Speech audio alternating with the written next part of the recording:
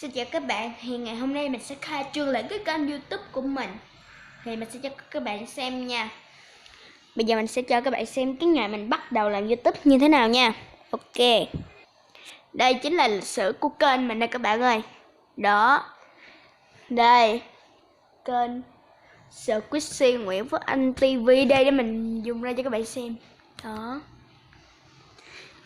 Cái ngày mình bắt đầu làm YouTube là ngày 20 tháng 7 năm 2021. Đây, bây giờ mình sẽ cho các bạn xem toàn lịch sử kênh của mình nè.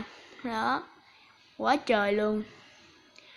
Thì bây giờ mình sẽ cho các bạn xem lại lịch sử toàn kênh của mình này nha. Thì kênh của mình thì giới thiệu về các đơn hàng đặt nha. Đây thì đây là kênh lịch sử của kênh mình nè. Đó, đây có một cái tiêu đề mà lúc đầu mình làm YouTube mình không biết viết tiêu đề như thế nào nữa. Đây mình sẽ cho các bạn xem cái tiêu đề nè. Đó, ngày 20 tháng 7 năm 2021. Rồi tiếp theo ngày làm của mình là 16 tháng 8 năm 2021 nữa nha. Đó, ngày tiếp theo là 25 tháng 8 năm 2021.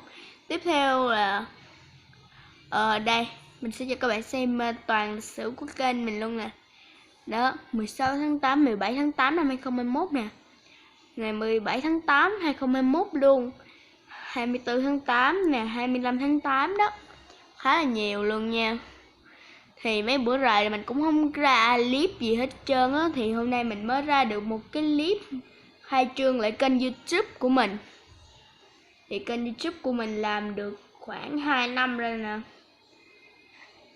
Đó, toàn lịch sử của kênh mình không đó nè. Nó mà mình chưa mua được cái máy quay YouTube nữa, mình chỉ mới quay được điện thoại thôi. Thì đây chính là ảnh YouTube của mình nè, Squishy 20k nè. Nó còn đây thì là đơn hàng Tết của mình nè. Còn đây là 31 tháng 1. Đó, các bạn nhìn nè, nó khá là nhiều. Review nhà xe mô hình nè. Còn cái này là mô hình Camry trắng đen. Mình sẽ cho các bạn xem toàn thân kênh của mình nè. Đó, thì cái kênh của mình đã được 12 người đăng ký rồi. Đây, thì